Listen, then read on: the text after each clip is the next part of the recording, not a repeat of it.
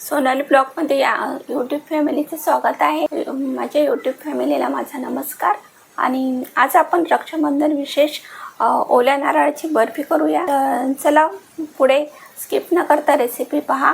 ओल्या नारळाची बर्फी। ओल्या नारळाच्या बर्फीसाठी आपण एक वाटी हे घेतलेलं आहे, खोबरं घेतलेलं आहे, साखर घेतलेली आहे, थोडीशी कमी घेतली साखर, हे भिजलेली बदाम घेतली आहे। तर भिजायचं लक्षात नाही राहिलं आपल्या तर बॉईल करूनही घेऊ शकतो। जायफळ घेतला आहे, विलायची घेतलेली आहे आणि या नारळाची आपण हे काळी साल असते काढून खिसून घेतलेलं आहे आणि हे मिक्सरमध्ये आपण टाकून मिक्सरमध्ये हे टाकायचं आणि ही बदाम साल काढून घेऊ। पहिले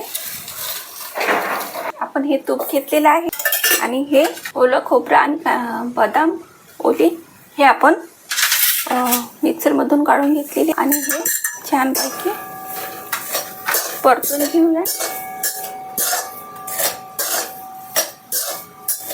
परतून झालं की यामध्ये आपण साखर ॲड करू। हे 1 कप दूध घेतलेलं आहे, हे दूध यामध्ये आपण मिश्रणात टाकून घेऊ आणि छान परतून घेऊ।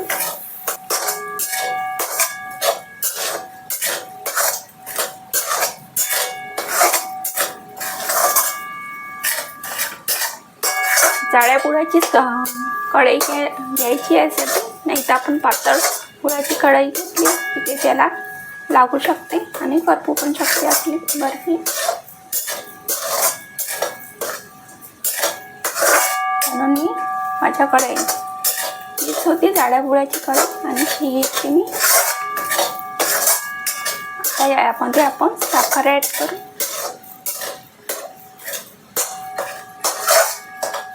छान हे होऊ दिलं की आपण यामध्ये ही साखर ॲड करून घेऊ।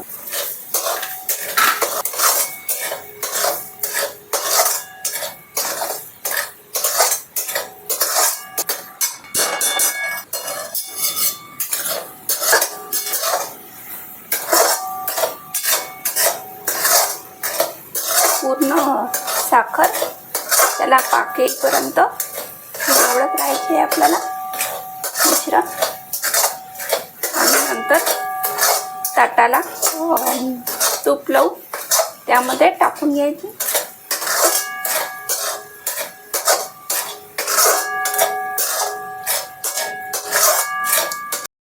मिश्रण झालेलं आहे पूर्ण तयार आणि याला मी तूप लावून घेतलेलं आहे। प्लेट हे यामध्ये सेट करून घेते। आता हे नारळाचं मिश्रण आपण सेट करून घेतलेलं आहे बर्फीचं आणि याला असं कापून घेत आहे मी आणि फ्रीजमध्ये मग थंड व्हायला ठेवून देते सेट व्हायला। तुम्हाला ही माझी रेसिपी कशी वाटली तर मला कमेंट करा। माझी ही पहिलीच वेळ आहे नारळाची बर्फी करायची। जर काही चुकलं असेल तर कमेंट करा माझ्या व्हिडिओला।